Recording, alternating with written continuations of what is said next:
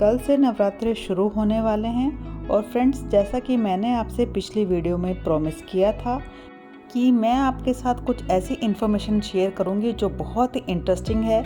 जैसे कि हम नवरात्रि को 9 डेज़ तक ही क्यों सेलिब्रेट करते हैं, इसका क्या सिग्निफिकेंस है, इसके साथ ही माता के अलग अलग रूपों के पीछे क्या कहानियाँ हैं, क्या कथाएँ हैं। तो फ्रेंड्स, इस वीडियो को लास्ट तक ज़रूर देखिएगा, आपको सब कुछ इस वीडियो में देखने को मिलेगा। साथ ही घट स्थापना का क्या मुहूर्त है वो भी मैं आपको बताऊंगी और माता का आगमन और प्रस्थान किस सवारी से होने वाला है।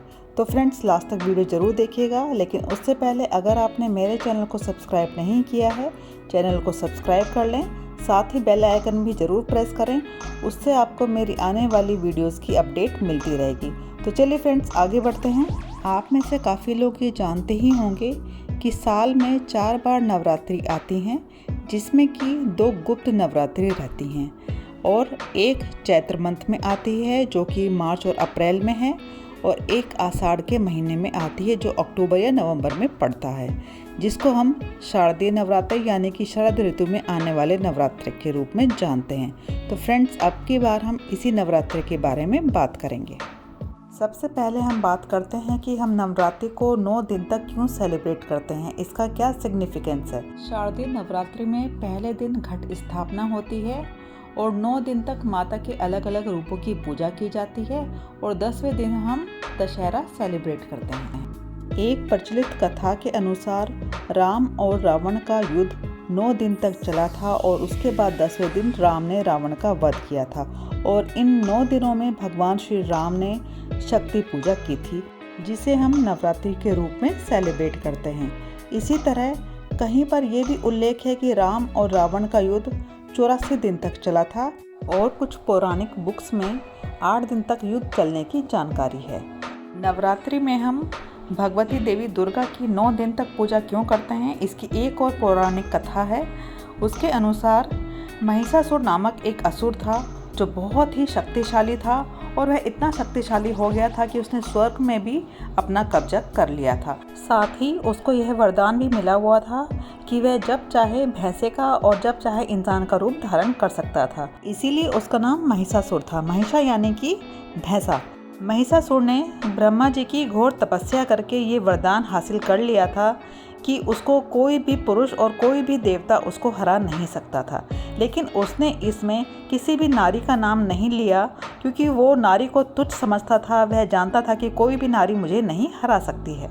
तो जब उसने स्वर्ग पर अपना कब्जा कर लिया तो सभी देवता परेशान होकर ब्रह्मा विष्णु महेश जी के पास पहुँचे कि उनकी समस्या का निदान किया जाए। तो ब्रह्मा विष्णु भी उसको नहीं हरा सकते थे, लेकिन ये तीनों भी जानते थे कि उसको कोई नहीं हरा सकता है क्योंकि उसको वरदान प्राप्त है।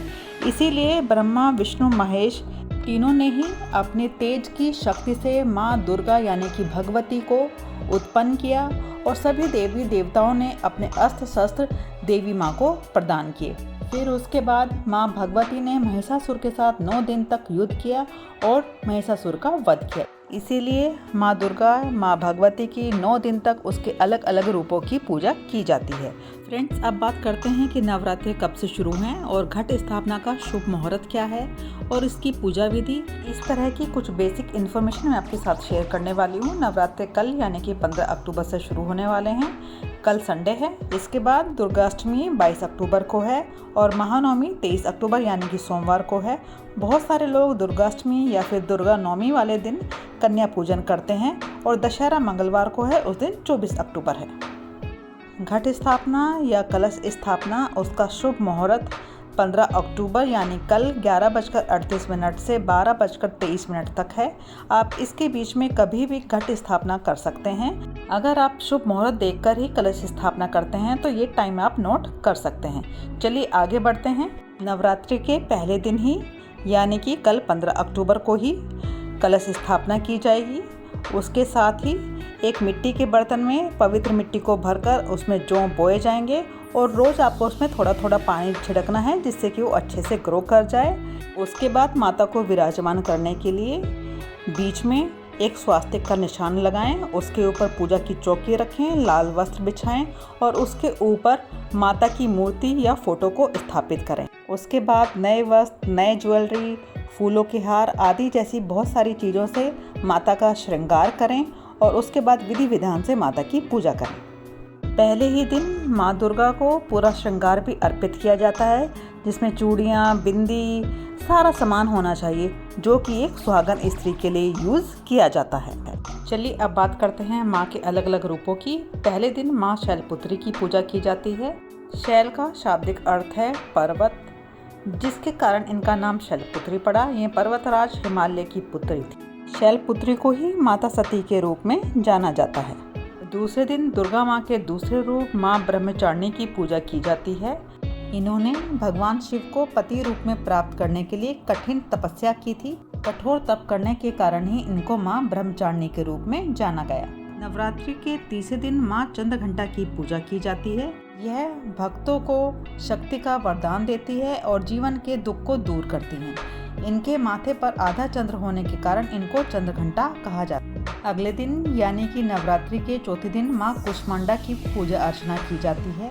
ऐसा माना जाता है कि जब सृष्टि में कुछ भी नहीं था, अंधकार था, तब दुर्गा माँ ने ही ब्रह्मांड की रचना की थी, जिसके कारण इनको कुष्मांडा के नाम से जाना जाता है। माता का पांचवा स्वरूप स्कंद माता के रूप में है। पौराणिक कथाओं के अनुसार तारकासुर नाम का एक राक्षस था, जिसका अंत केवल शिव पुत्र के हाथों ही संभव था। ऐसे में माँ पार्वती ने अपने पुत्र कार्तिकेय, जिसको हम स्कंद के नाम से भी जानते हैं, उस पुत्र को युद्ध की शिक्षा देने के लिए स्वयं पार्वती माता ने स्कंद माता का रूप लिया था और इस तरह राक्षस तारकासुर का वध कार्तिकेय ने किया था। माँ दुर्गा का छठा अवतार माँ कात्यायनी के रूप में है। छठे दिन इनकी पूजा अर्चना की जाती है। पौराणिक कथाओं के अनुसार ये माना जाता है कि देव ऋषि कात्यायन माँ दुर्गा के बहुत बड़े उपासक थे और माँ दुर्गा को प्रसन्न करने के लिए ऋषि कात्यायन ने कठिन तपस्या की। देव ऋषि की कठिन तपस्या से खुश होकर माँ दुर्गा प्रकट हुई और एक वरदान मांगने के लिए कहा। तब देव ऋषि ने माँ से यह वर मांग लिया कि माँ आप मेरे घर पर पुत्री के रूप में जन्म लें, और देव ऋषि की बात सुनकर माँ दुर्गा ने उनके वर को पूरा होने का वरदान दिया। तो फ्रेंड्स, इस तरह आप जान गए होंगे कि छठे स्वरूप को हम माँ कात्यायनी क्यों कहते हैं। चलिए आगे बढ़ते हैं। नवरात्रि के 7वें दिन हम माँ कालरात्रि की पूजा करते हैं। कालरात्रि, कालिका या माँ काली दुर्गा माँ का एक बहुत भयंकर विकराल रूप है जो कि डराने वाला है। कालरात्रि की उत्पत्ति असुरों यानी कि राक्षसों का संहार करने के लिए हुई थी। ऐसा माना जाता है कि इनका जो काला स्वरूप है वो भगवान शिव के कंठ में बसे हुए विष के कारण है। 8वें दिन महागौरी की पूजा की जाती है और यह गोरे वर्ण की थी। ऐसा माना जाता है कि भगवान शिव को पति रूप में प्राप्त करने के लिए इन्होंने कठोर तपस्या की, जिससे इनका शरीर काला पड़ गया था। इसके साथ ही उनका शरीर भी कमजोर पड़ गया था। तब भगवान शिव के वरदान के कारण इनको गौर वर्ण प्राप्त हुआ, साथ ही कमजोर शरीर भी स्वस्थ हो गया था। इसीलिए इनको महागौरी के नाम से जाना जाता है। नवरात्रि के 9वें दिन हम माँ सिद्धिदात्री की पूजा करते हैं। ऐसा माना जाता है कि 9 दिन तक माँ की सच्चे मन से माँ की पूजा अर्चना, साथ ही माँ की सेवा करने से हमें सिद्धि प्राप्त होती है। पौराणिक कथाओं के अनुसार भगवान शिव ने माँ सिद्धिदात्री की कठोर तपस्या की थी, जिसके फलस्वरूप उनको 8 सिद्धियों की प्राप्ति हुई थी। माँ सिद्धिदात्री के आशीर्वाद से ही भगवान शिव का आधा शरीर देवी का हो गया था, जिस कारण से हम भगवान शिव को अर्धनारीश्वर भी कहते हैं। तो फ्रेंड्स देखिएगा, यहाँ मैंने आपको माँ दुर्गा के 9 रूप और उनके पीछे जो कथाएं हैं वो सब बताने की कोशिश की है। इसके साथ ही फ्रेंड्स यह भी माना जाता है कि अगर आप नव दुर्गा में दुर्गा सप्तशती का पाठ नियम से करते हैं तो उससे भी आपको सिद्धि प्राप्त होती है। इसके साथ ही नव दुर्गा में 9 के 9 दिन हम हवन भी करते हैं। आजकल हवन सामग्री रेडीमेड आपको इजीली किसी भी स्टोर पर अवेलेबल हो जाएगी। अब बात करते हैं माता की सवारी की, कि माता किस वाहन पर, किस सवारी पर सवार होकर कैलाश पर्वत से पृथ्वी लोक पर अपने मायके आएंगी। तो अब की बार संडे है और संडे और सोमवार को माँ दुर्गा हाथी पर विराजमान होकर आती हैं। जिस तरह माँ का आगमन अलग अलग सवारियों पर होता है, उसी तरह माँ का प्रस्थान भी अलग अलग सवारियों पर होता है। तो फ्रेंड्स, माँ दुर्गा अपने ससुराल यानी कि कैलाश पर्वत जब जाएंगी तो इस बार मुर्गा की सवारी पर जाएंगी। क्योंकि अब की बार नवरात्रि का समापन मंगलवार को है। इसके साथ ही किस दिन किस किस कलर के कपड़े आपको खुद पहनने हैं, साथ ही माँ को भी आपको उसी कलर के वस्त्र पहनाने हैं, वो कलर कोड भी मैं आपको स्क्रीन पर सामने दिखा देती हूँ।